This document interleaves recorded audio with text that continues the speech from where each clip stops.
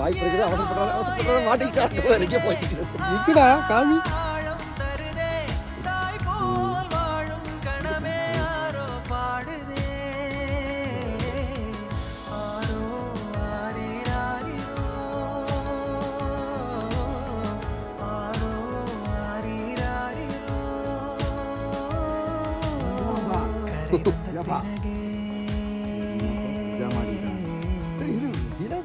பிடிக்குது கடலை நரை வந்த பிறகே